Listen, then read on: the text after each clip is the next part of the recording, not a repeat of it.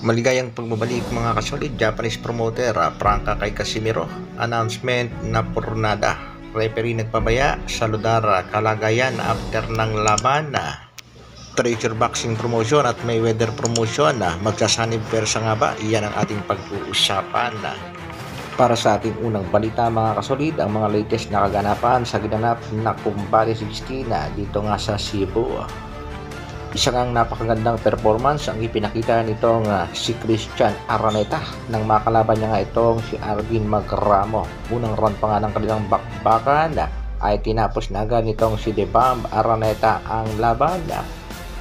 At alam naman natin mga kasolid na naandyan din ang ating pangbatong si Cuadralas General Casimiro na nanonood ng bakbakan. Napasayo pa nga napatayo sa sobrang kasiyahan ng ating tinaguri ang angas ng Pinas matapos makuha ni Araneta ang panalo. Sa rematch naman ang ating kababayang si Froilan Saludara kontra nga dito sa Japanese boxer na si Kurihara. Talo ang ating pangbato. Nakabawi nga ang Japanese boxer na si Kurihara sa kanyang tusok ulo sa una nilang bakbakan nitong si Froilan. Hindi nga maganda ang sinapit nitong si Froilan sa kamay ng Japanese boxer. Kitang-kita naman natin sa laban mga kasolid. Halos hindi na nga bumibigay ng suntok itong si Froilan Saludar pero pinapanood lang ng referee. Hinintay pa talaga ng referee na bumagsak at mamilipit sa sakit ang ating pangbatong si Saludar bago itinigil ang laban. Mapapansin nga natin na nakatayo pa si Saludar ay sumisigaw na ang manonood na itigil na ref pero hindi pinansin ng referee. Bawing-bawi nga naman itong Japanese boxer na si Kurihara. Nagbigay din ng reaksyon itong si Cuadralas General Casimiro sa naging laban itong si Saludar at ng Japanese boxer na si Kurihara. Ayon nga sa ating pangbatong si Angas ng Pinas, matindi nga daw pinaghandaan ng Japanese boxer ang rematch kontra sa kababayan nating si Saludar. Bagamat natalo si kabayang Saludar, saludo pa rin sa magandang performance ipinakita. Nakulangan din nga lang sa stamina.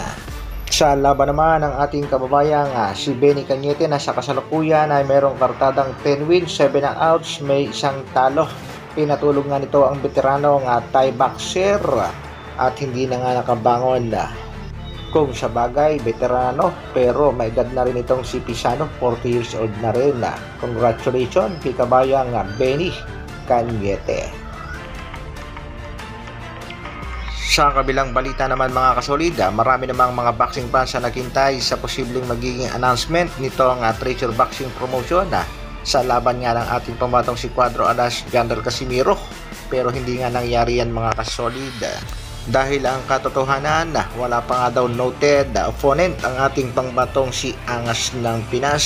Ayon nga dito sa Japanese promoter ay nakikipagnegosasyon pa rin sila, still on negotiation regarding sa laban ng ating pangbatong si General Casimiro.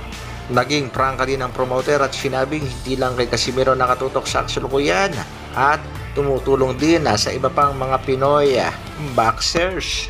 So, siguro marami kaming gagawin na promotion. Hindi lang si Casimiro yung sinusuportahan namin. Siguro yung mga boxers like Araneta, Magramo. Marami pa kaming boxers na i-promote sa Pilipinas. Baka may championship din siguro this year. At makikita rin natin mga kasolid sa naging interview nga dito sa ating pangbatong si Angas ng Pinas. Natanong nga siya kung kailan daw ang laban pero hindi nga nakasagot ng direkta itong ating pangbato. At ayon nga dito kay Nemuel Iparagire, meron daw siyang direct contact sa mga Japanese promoter at nakakausap daw niya ito mga kasolid. Sa kasalukuyan nga daw ay napurnada ang negosasyon dito kay TJ Doheny.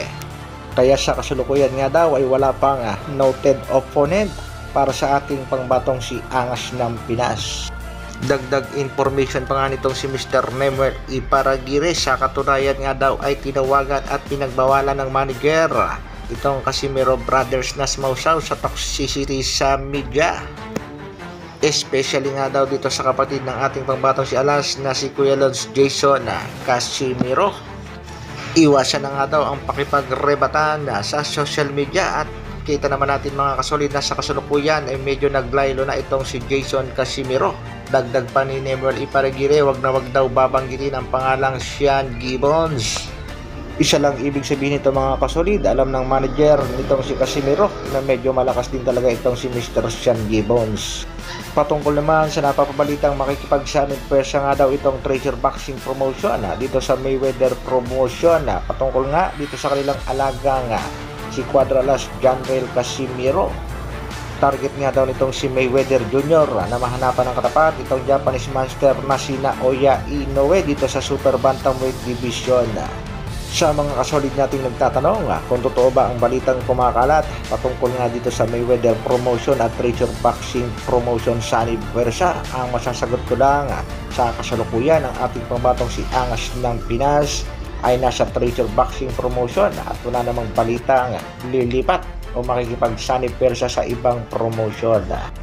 Kaya para sa mga legit na balita, maghintay lang tayo ng update na mismong manggagaling dito sa Treasure Boxing Promotion, ang promoter ng ating pangbatong si Cuadro Alas Janrail Casimiro.